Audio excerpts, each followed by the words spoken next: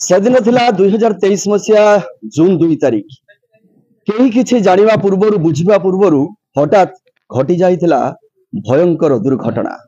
आ ए घटना परे परे चारिपटु सुबिथिला खाली आर्त चित्कार एवं देखिबा को मिलिथिला कुढ़ कुढ़ शव। सेदिनर सेई छाती तरा घटना सारा विश्व को स्तब्ध कर देइथिला। सारा भारत रे सुकाकूल परिवेश सृष्टि होइतिला। आमे सेई बाहानगा रेल दुर्घटना कथा कहूचे। आही भितरे एई दुर्घटना को 2 वर्ष बीती गलानी। तबे कहारी मानस पटे घटना थाउ कि न थाउ किंतु बाहानगावासी एपर्यंत सेई घटना को भूली पारि नाहंती। तो एई अवसर रे आमे सेई बाहानगा स्टेशन परिसर रे अछु। आज किछि संगठन युवक माने एकत्रित होई रक्तदान शिविर करूछन। चलन सीधा सलक समान प्रतिक्रिया नबा। आज्ञा आपन के परिचय। नमस्कार, जय जगन्नाथ। मो विजय कुमार बारिक, समाज दर्पण जने सदस्य।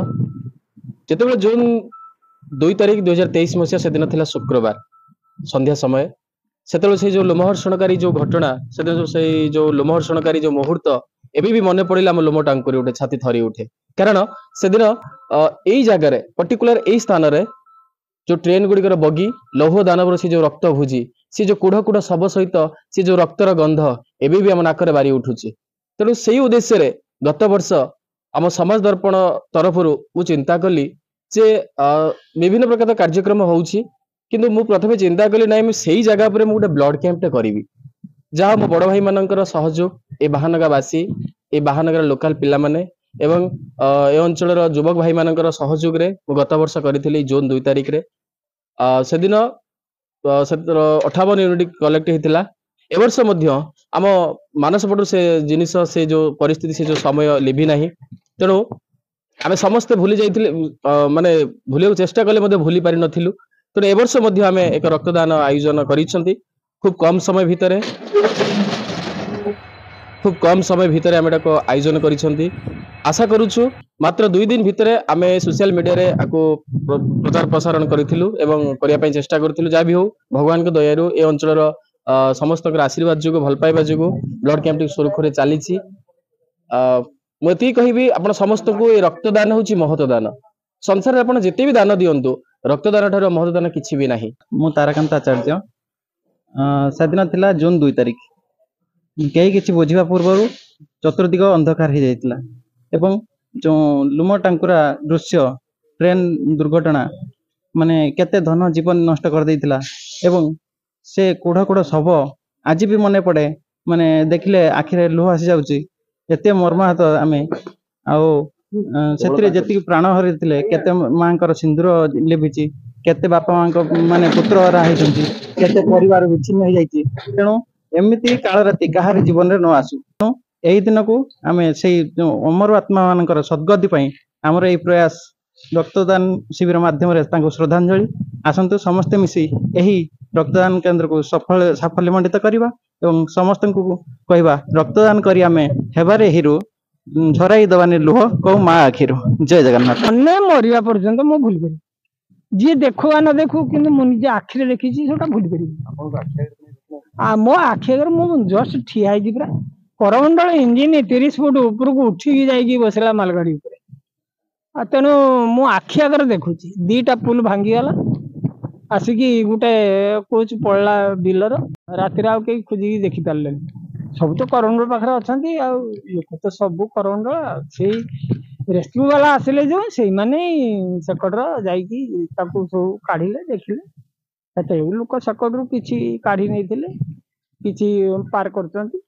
हिरो सब देखिकी आमे बा कौन करि परिबा, तथापि यथा साध्य आम चेष्टा करछे। काहाकू टाणी उसारी काढ़ीचे, न पानी मंदे देइचे। आउ सेमानकर भगवान साधारण काहाकू नौ काहाकू छाड़ू ता नहीं गले। हां आमे एठी तो रही देखुचे आग अपेक्षा एणिकी गाड़ी स्पीड जो बढ़ी गलानी। सरकार का प्रतिश्रुति तो सड़क हम ओवरब्रिज हवा कथा टेस्टिंग है कहीं तार किसी गंध वासना नहीं। से दिन था जून 2 तारिख 2023 मसीहा शुक्रवार संध्या 6:10 रु 6:15-20 मध्य एक भयंकर शब्द शुभिला, जे कि एभली प्रचंड शब्द ये अंचल को थरेदेला एवं ସମସ୍ତ ପାଖ ପଡ଼ୋଶୀ ଲୋକ କାଳ ବିଳମ୍ବନ କରି ଦୌଡ଼ି ଆସିଛନ୍ତି ଏବଂ ପାରୁ ପର୍ଯ୍ୟନ୍ତ ଏହି ଆହତ ହୋଇଥିବା ଖଣ୍ଡିଆ ଖାବରା ଥିବା ମୃତ୍ୟୁବରଣ କରିଥିବା କିଛି ଲୋକମାନଙ୍କୁ ସାହାଯ୍ୟ କରିଛନ୍ତି ଏବଂ ପରବର୍ତ୍ତୀ ସମୟରେ ସରକାରଙ୍କର ବିଭିନ୍ନ କାର୍ଯ୍ୟକ୍ରମ ଥିବା ବିଭିନ୍ନ ଗାଡ଼ି ବିଭିନ୍ନ ପ୍ରକାର ଆମ୍ବୁଲାନ୍ସ ଆସି ପହଞ୍ଚିଛି। ତାପରେ ବାଏ ବାଏ ଗୋଟିଏ ପରେ ଗୋଟିଏ କାର୍ଯ୍ୟ ହାତକୁ ନିଆଯାଇ କିଛି ଲୋକଙ୍କୁ ହସ୍ପିଟାଲାଇଜ ମଧ୍ୟ କରାଯାଇଥିଲା। ଆଜ୍ଞା ସେ ସମୟରେ ପ୍ରଧାନମନ୍ତ୍ରୀଙ୍କ ଠାରୁ ରେଲୱେ ମନ୍ତ୍ରୀ ଏବଂ ଅନେକ ମନ୍ତ୍ରୀ MLA MP ଆସିଛନ୍ତି, ଅନେକ ପ୍ରତିଶ୍ରୁତି ଦେଇଥିଲେ। ସେହି ପ୍ରତିଶ୍ରୁତି ମଧ୍ୟରୁ ଏଠାରେ ଆଲୋକୀକରଣ ହେଇଛି। ଏହି ବାହାନଗା ରେଲୱେ ଷ୍ଟେସନ ଆଲୋକୀକରଣ ଖୁବ୍ ସୁନ୍ଦର ଭାବରେ ହେଇଛି। ବାହାନଗା ହାଇସ୍କୁଲ ବାହାନଗା ତାହାର କିଛି ଉନ୍ନତିକରଣ ହେଇଛି, କିନ୍ତୁ ମେଡ଼ିକାଲ ଯେଉଁ ପରିମାଣରେ ହେବା କଥା ଟ୍ରମା କେୟାର ହେବା କଥା ସେତେଟା ଫଳପ୍ରଦ ହେଇନାହିଁ। ଆଂଶିକ ଭାବରେ ତାହା କାର୍ଯ୍ୟକାରୀ ହୋଇଛି ଏବଂ ଇଏ ରେଲୱେ ଷ୍ଟେସନର ପାଖ ଅଞ୍ଚଳର ଲୋକମାନଙ୍କର ବା ଆମମାନଙ୍କର ଯେଉଁ ଦାବି ଥିଲା ଯେ ଏହାକୁ ସର୍ବାଙ୍ଗ ସୁନ୍ଦର କରିବା ପାଇଁ ତାହା ସେତେ ଯାଏଁ କାର୍ଯ୍ୟକାରୀ ହୋଇନାହିଁ। କଣ ଦାବି ରଖିବ?